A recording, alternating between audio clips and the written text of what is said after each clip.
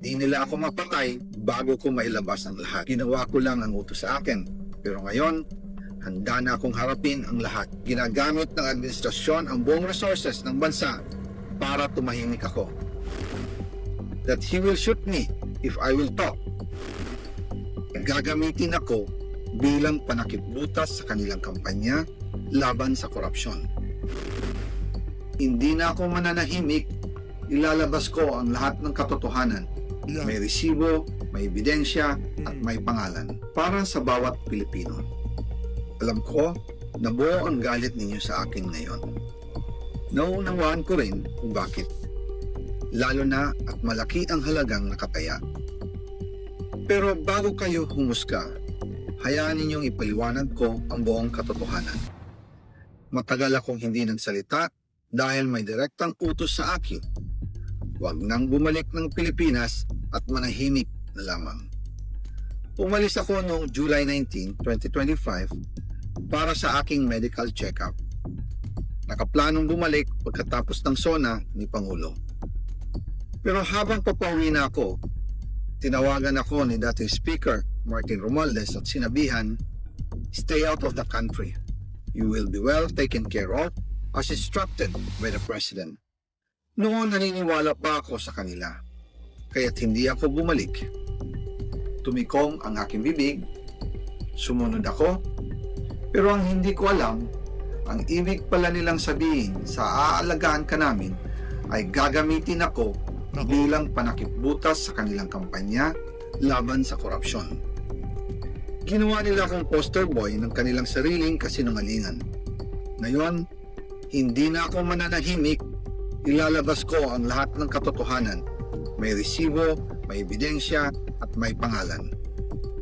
Nagsimula ito nung tumawag si Sekmina Pangandaman sa akin nung nag-umpisa ang BICAM process last year, 2024. Ang sabi niya, katatapos lang ng meeting nila ni Pangulo at may instructions na mag-insert o magpasok ng 100 billion worth of projects sa BICAM. At sinabi pa ni Sekmina, you can confirm with Yusek Adrian Bersamin dahil magkasama sila sa meeting ni Pangulong BBM noong araw na yon. Tinawagan ko po agad si Yusek Adrian Bersamin at tinanong ko kung may instruction na ba ang Pangulo na magpasok ng 100 billion during their meeting. Ang sabi niya ay totoo nga po. Right after our conversation, tinawagan ko po si dating Speaker Martin Romualdez at nireport ko ang instructions ng Presidente to insert the 100 billion projects. At sinabi niya sa akin, what the President wants, he gets.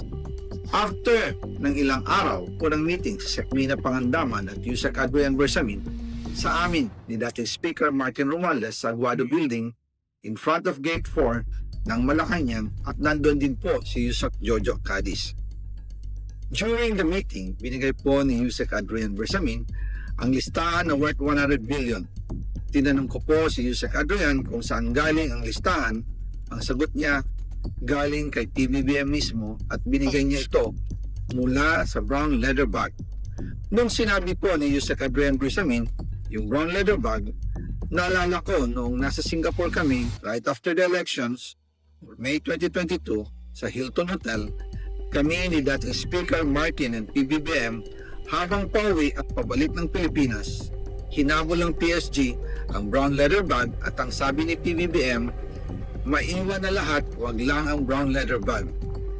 Kaya naniwala ko na utos talaga ito ng Pangulo. Pagkatapos ng ilang araw, I informed sina dating Speaker Martin Romualdez, Sekmina Pangandaman, Yusek Adrian Bersamin, and Yusek Jojo Cadiz na kung pwede 50 billion lang ang ipasok sa program funds dahil so sobra ang DPWH funds versus sa DepEd.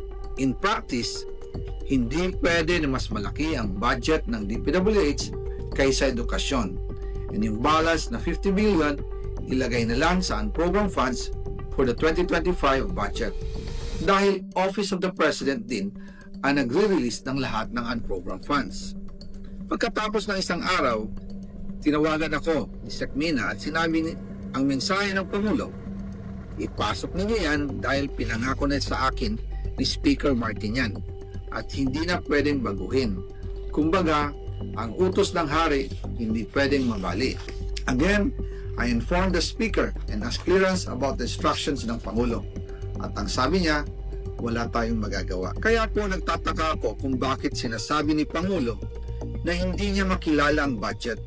Samantalang lahat na binawas at dinagdag sa mga ahensya ng gobyerno ay humihingi ng approval sa kanya si Sec. Mina Pangandaman.